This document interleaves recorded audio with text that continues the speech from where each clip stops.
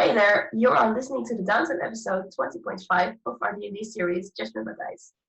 In this episode, Amaryllis will get to hear some important information. Given the fact that you're browsing around on our channel, you likely already have come across our D&D sessions. These are live every Monday, 8 p.m. to about 10 p.m. Central European Time on twitch.tv/DM Yalo with a 0 for the last O. If you have some time to spare, I'd love to meet you there. You can also follow our updates on Instagram, which is jade_of_yellow. Second, as you might notice, I've been a bit under the weather the past days. My voice is recovering still, but I am totally doing fine, don't worry. For now, I hope you'll enjoy the bonus content. Pile of Pillows, which is also called Amaryllis. As you sink away in a peaceful sleep, your sense of the eerie place loses its strength. You float around in a silent world of sleep, and it's like any sleep, though you cannot help but hearing his voice. It is whispering, and it seems to be coming from all directions.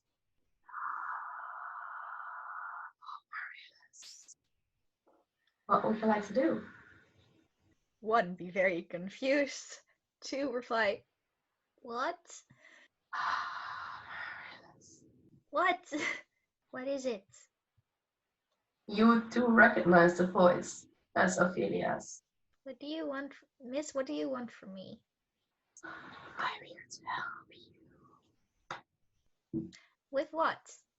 You hear the voice coming closer, and it's changed from a whisper to a normal talk. Last time, I want to help you stay out of hands of the guys that took you last time. I want to give you a little trick to make sure that they cannot grab you just like they did. Nice. What is it? Do you remember the effect that you had when you came out of the when the folds were drawn up your mouth? I became very confused. Arcol fell asleep, which was probably for the better. I turned into a plant, I think. That was the wrong one, actually. Yes, but continue. And things suddenly I went very fast. That one. That's the one I mean. I was trying to test an effect to make sure that you could handle it. It was not entirely like what I wanted to teach you, but I wanted to make sure that you would not injure yourself when learning the actual thing. So you turned me into a plant. No, that's such a mistake of mine. You have some very uncontrollable magic still. Yeah, I noticed. I did so too. Yeah.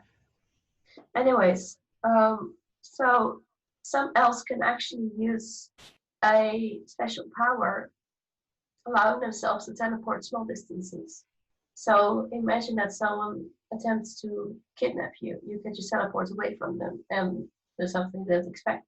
But I first needed to check if you could handle extreme high paces. For I am very small and velocities can be very large. Exactly. So, what, you want to try it? Depends, what is it? As you ask that, you notice a silvery mist appearing in the vicinity. So where you were just previously looking at total darkness, some silvery mist appears, and at one moment you hear, and you see the mist like twirling on one place, and then it goes back to its slow drifting that it was doing before.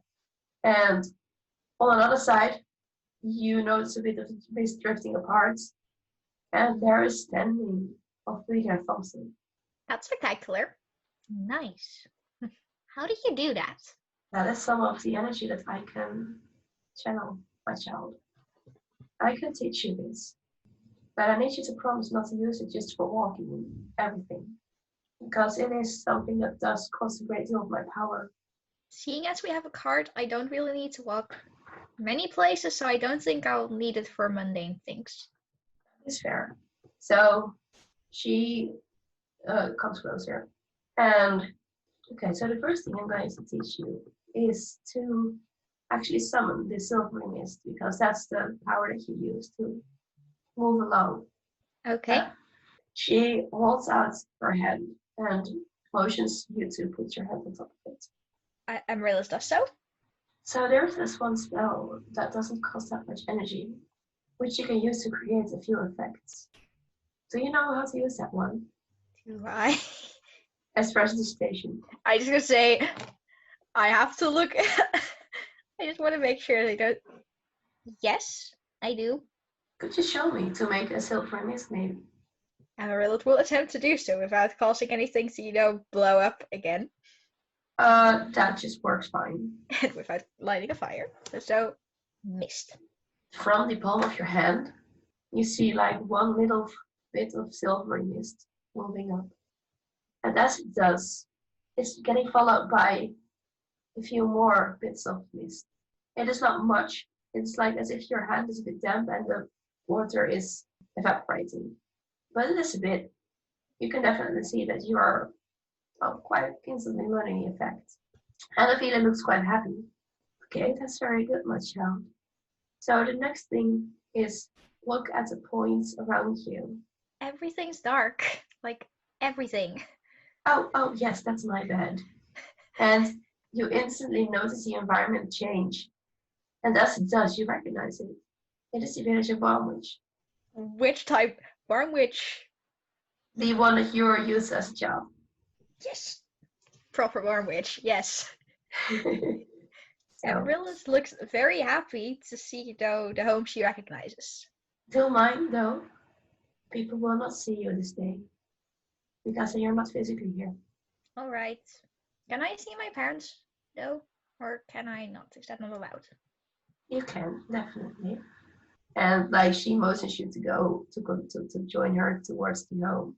And in that case, Amaryllis will indeed follow. You walk through the streets that you know so well, and you end up in front of the house that you know. Would you go in? Yeah. The door is not open, but as you are trying to open it, I would suppose, your hand goes straight through the door. Whoa. That's because you're not really there, my child. But in some way you are. Come on. And she takes you by the hand and she walks you in. As soon as you walk inside, you see both of your parents. And now please remind me, what were the jobs again? They're both bakers. Okay, so they run a bakery. Oh yeah, right. So the front part of your house would be the bakery and the back part would be the home, I would suppose. Yes. Yeah, so it is actually quite late in the night or quite early in the morning, and you notice your father being busy with the ovens to get them fired up, and your mother, you don't see her in the bakery part. Though as you continue your way inside to the living part, you see her sitting there, and she is sitting on a little on a little bench, which you know from the dinner table. She is looking through a book. Can I see what book she's looking through? Yes, definitely can. The book is one of the books that you used to read with her as a child. Nice. You notice that she's holding on to one of the plushies that you used to sleep with. How long do they think I've been gone? They have a different perception of time than you do. They think you are gone for 3 days now. It's not that long, relatively. Do they? Well, I guess not know, but at least know that people are taking care of me and that I'm decently alright. Not perfectly alright, but at least doing okay. I told them that you were alright and that you were being taken care of. And that you are meeting some new friends. But it's still, a parent's heart can sometimes miss their child. I miss They will be fine. They will be fine. Jill will be too. And she just stands there right next to you for a moment. While she's doing that, Amaryllis is just going to, I guess, trying to subtly, read along in the book her mother's reading. Oh, it's not that hard. It's like it will be like a children's book to learn your child to read. Ah, so, they have large letters. Yeah, exactly. And it has some beautiful images in it. After a little while, Ophelia stretches out her hand again. Just come, it's time to go. Come on, it's time to go. All right. I had something I needed to learn, I thought. So, yeah. Yes, exactly. So she walks you out to the town square. And there are a few, given that this is nice, there are just like one or two very young children walking around. Not very young, like the youngsters, the teenagers. I was going to say drunk teens. Being night owls. But they don't seem to notice you or recognize you. And Ophelia points you and she says, okay, so choose a point and concentrate really hard on it. Then I guess I'm just going to concentrate on one of the, like, I guess, empty, like, market stalls that are currently, like, down for the night. You know, the 10th part down and all of that, like, from where they're standing on trying to get to the market stall. Sure. So you're doing that, and now she's standing right behind you, and she's like, "Now try to summon that miss that you just did for me, please." Prestidigitation. Roll me a d20. A d20? Okay, sure. That's an 11. As you focus on both things at the same time, you suddenly feel like a gentle tug. The next thing you notice is that Ophelia, is standing about 20 to 30 foot away from you, as you're standing on top of a market stall. Oh no. Oh no. And the last whiffs of mist disappear around you. To be help? Help? Oh, you can do the exact same to return to the ground. Then I would like to cast Prestidigitation again. Roll me another d20, please. Attempt to return safely to the ground. 18. This time it's actually like, it is a bit less weird to focus on both the mist in your hand and the ground point that you want to go to. So you attempt, and it goes actually better. You can feel a gentle tug, and it doesn't feel like it doesn't hurt or something. You feel yourself moving, and you're standing on the ground like 10 feet away from Ophelia. Improvements. Exactly, No longer on top of the, no longer on top of the candle cellar, which is an improvement. My cabbage is sorry. She would kill me if she knew I did that. Good thing that she doesn't know. And you see Ophelia smirk a bit, like those very small twinkly eyes, and a little smirk. Can I try it again? Yes, of course. I'd like to make another attempt to end up next to a market stall and not on top of it. Go ahead. That's a 14. That's a 14. It is a bit trickier, perhaps maybe because Ophelia's power is like she said, it's costing a great deal of my power, so maybe that gets a bit used up, or it could be because, you lose the focus a bit during trying to focus on both bits. You end on one leg at the other side after the tug, and you're a bit wobbly, but you'll find your balance soon enough again. Good enough. That looks very good indeed. You are a quick learner. As long as I don't have to learn how to fight, I'll be alright. Exactly. If you don't expect it, you can still disappear. And she smiles a little. Yes. And, I think it is time to return. Or do you have any other questions? Okay, quick player question, so I am absolutely sure I am not misremembering what book Amaryllis was trying to read when kidnapped. Okay, sure. Was it the Four-Climber book? Yes. You're trying to grab it and then you got kidnapped. Well, I was in the library in, I don't actually remember where, Putlochie, I think? The one my friends didn't get us banned from. Yes, that's And I was reading up on elves, like you told me to, and their history. And one of the books in that section was supposed to be about Four-Claimers, but then when I tried to grab the book to read it, people took me. And I kind of want to know what that is about, what they are, but apparently people did not want me to find out. So, what are Four-Claimers? Do they actually have something to do with elves, or is it just a book in the wrong section? Now, the thing that I know is that Four-Claimers they're a sort of elf. They are actually not a race that I really know. Stories go that Four-Claimers made an empire before the elves did. In fact, the Elven Empire is said to be built on the basics that the Four-Claimers made them. Mm-hmm. Now, I do not know what is true of that, of course, but you can find it out if you wish. Alright, then I know I have to actually find the book again. And this time, not get kidnapped, which would again be an improvement. That would definitely be an improvement. Are there any other questions? How do you deal with, well, Magic that isn't one of the schools of magic that are in the book you left me. What do you mean?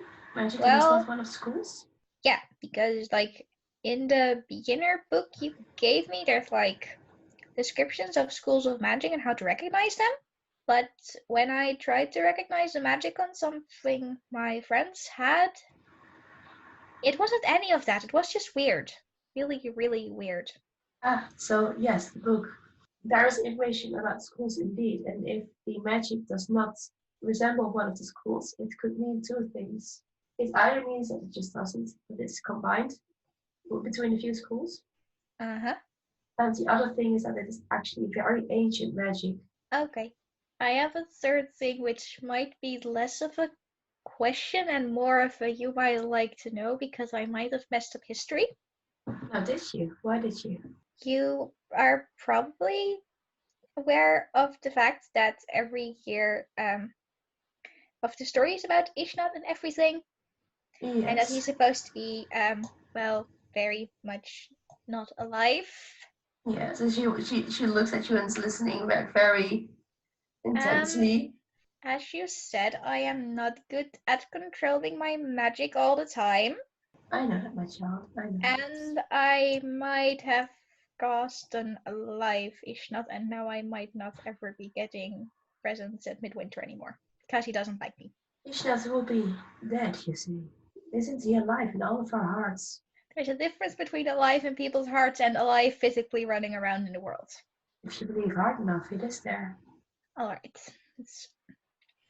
All right. Some crazy old woman talking. I was gonna say, I was just gonna say, okay, fine. Never mind then. Okay. If that's the case, then I'm sure it's all right. It's sure, yes. No, don't worry about those things. And she smiled a little. So, about this uncontrollable magic, would it be a plan to maybe, well, start doing something about it? Yes, that would be a very nice plan. I think especially my friends would very much appreciate that. Even though I don't think they know I caused the things, I think they would prefer not being struck by lightning again. You see her look up like, yeah, that may be fair. That may be very fair. So, you currently are an emotional caster, if I observe perfectly well. Yeah. Now, that is a normal way to deal with things that happen around you so magic and should be gone. So it may be a good idea to get a bit more control over your emotions as well and not have magic as a automatic reaction. I would like that, yes. Okay, so and she like goes ahead with talking about how to keep emotions under check and like the basics of that. Amaryllis gets mindfulness training.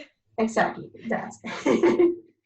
And then she proceeds by telling you about like how it is logical that you would use magic and how to refrain from doing so. Mm-hmm. Uh, I didn't have any dialogue made up for that, so that's why I'm telling it like this. It's all right. I like honestly, I think the best summary is Amaryllis gets mindfulness training. Exactly. If you want to know what's being said, look up like your run-of-the-mill mindfulness app. I'm sure you'll find something. Meditation, guys. Yeah, indeed. Like, Amaryllis, I'll load a mindfulness app in your book. You only have to tap it in. No. Just kidding. Just kidding. So she tells you about like the basics of mindfulness indeed. So it is like only in a very stressed moments. You have a bit more of a tolerance level now in stress situations before you go cast spell magic. That's the idea. Nice. So it's not just like with every fart that you let go that you cast spell magic. So I think in fact it may be time to return you to sleep as you have quite something to recover from. And do not think that I am not looking after you, please, because I am. I just don't want to make myself shown every single moment. Who have those gods that send imps after others? I'm not the person to do so. Maybe she's with other people, that's nothing. I didn't hear what you said. She said like I'm not the person that sends imps after their followers. She does set him, so after their followers though, but you know. I think they might be becoming friends I one think day. so. One day, probably, hopefully. Maybe. And you see her like really considering that, be like, maybe it's a good time to return to your sleep. And like the area around you transforms back into the dark and the smoke is gone. Sleep well, my dear. And that's where we go to end the downtime session. Yeah.